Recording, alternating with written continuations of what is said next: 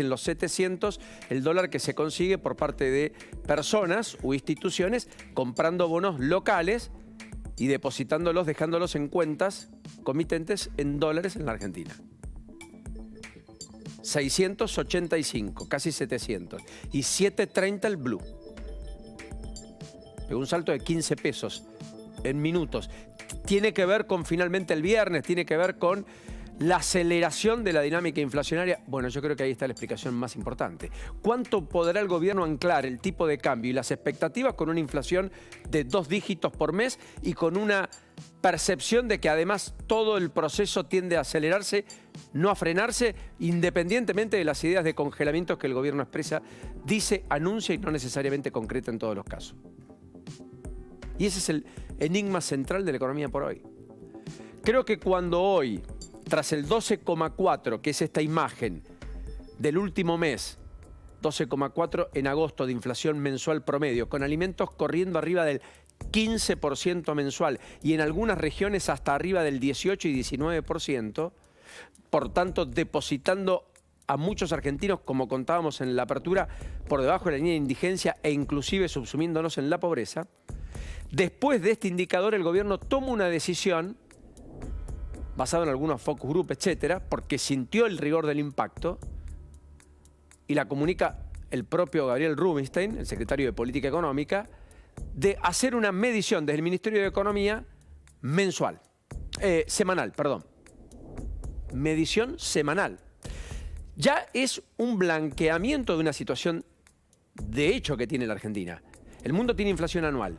La Argentina venía teniendo inflación mensual. El mundo sigue teniendo inflación anual. La Argentina ya tiene inflación semanal.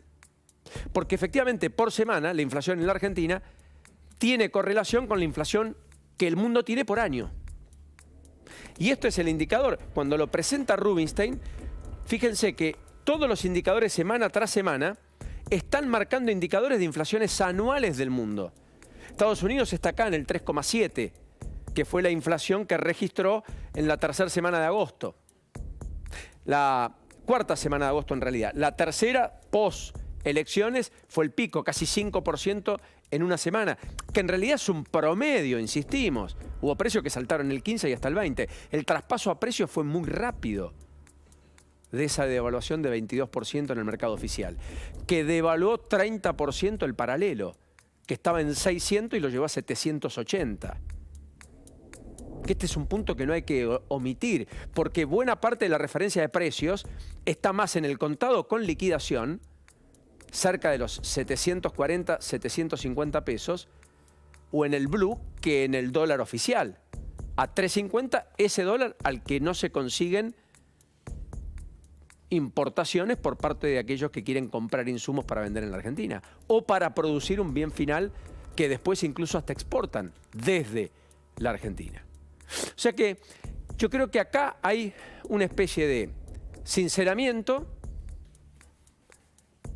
explicita un estado de cosas, retroalimenta la inercia en la que Argentina entró de una inflación acelerándose con una espiralización que el mundo no tiene, pese a que tiene desafíos el mundo en términos inflacionarios, por eso suben las tasas de interés, de ninguna manera está en estos niveles, pero ya ni siquiera anuales, no ya mensuales. Miren las comparativas, 2 números para indicar solo un estado de cosas, que creo que es el que el gobierno termina validando en las últimas horas. La primera comparación es la inflación en la región del último mes, donde Argentina explota con el 12,4, con una región que tiene inflación por debajo del 1% mensual. Colombia 0,7, Venezuela 13,6, es la única que nos supera. Ecuador 0,5, Perú 0,4, Brasil 0,23, Paraguay deflación 0,2, deflación, Bolivia 0,4, Chile 0,1, Uruguay 0,17%.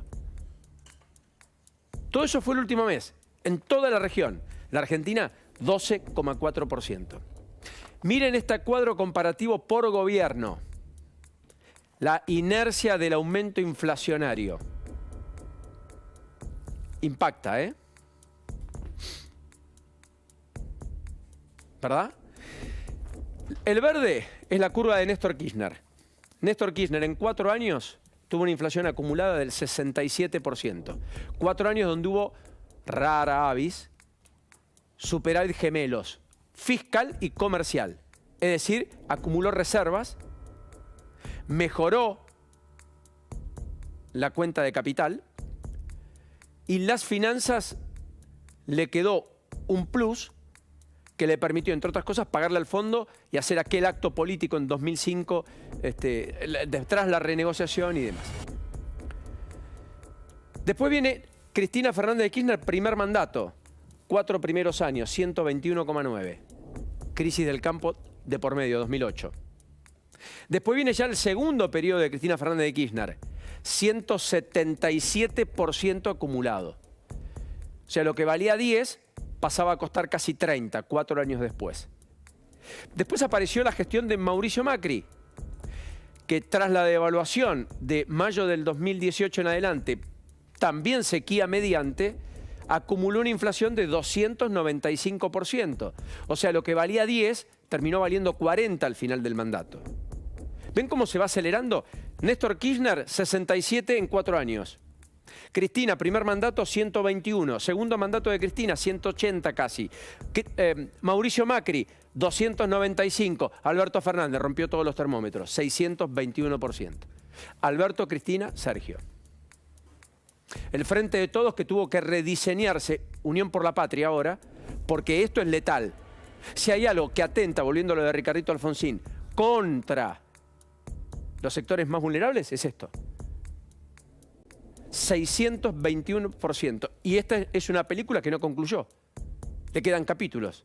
Probablemente termine en 700. O sea, triplique quizás los datos de la gestión anterior, la de Macri. Ninguna gestión duplicó la anterior. Esta quizás triplique la anterior. Aunque la inercia siempre es al alza. Impacta. Pero en esta curva es donde muchos se han focalizado. ¿Por qué?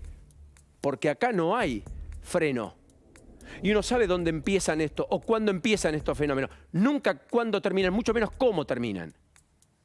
Que a propósito, en un gobierno en salida, pese al contexto electoral, el final lo define siempre el próximo, nunca el que está. Y para eso restan 3 largos meses.